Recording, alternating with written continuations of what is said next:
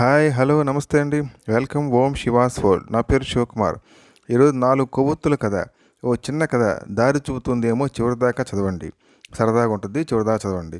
So please subscribe and like my channel Om Shivas world. Please subscribe and share this channel. Please subscribe. గదిలో 4 కొవ్వొత్తులు వెలుగులు పంచుతూ మంద్రస్వరంలో ఇలా మాట్లాడుకుంటున్నాయి. కొవ్వొత్తి 1, నేను శాంతిని.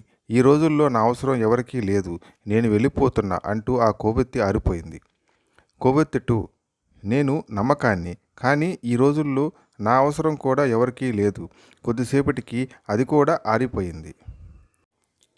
కొవ్వొత్తి 3, నేను ప్రేమను. ప్రేమానురాగాలనే వెలుగులు పంచడానికి నా శక్తి సామర్థ్యాలు సరిపోవడం లేదు. ఇవి ఎంత ముఖ్యమో తెలియడం లేదు. తన దగ్గరి వారిని కూడా ప్రేమించలేకపోతున్నారు అంటూ బాధగా ఆరిపోయింది. ఇంతలో ఒక అమ్మాయి లోపలికి వచ్చి ఆరిపోయిన కొవ్వొత్తులను చూసి కన్నీళ్లతో, ఎందుకు ఆరిపోయారు? మీరు నిరంతరం వెలుగులు విరజిమ్ముతూనే ఉండాలి కదా. 4వ కొవ్వొత్తి అప్పుడు నోరు విప్పింది. నేను ఆశను. నేను మండుతున్నంత కాలం భయం లేదు. నీవు ఆ 3 కొవ్వొత్తులను మళ్ళీ వెలిగించవచ్చు.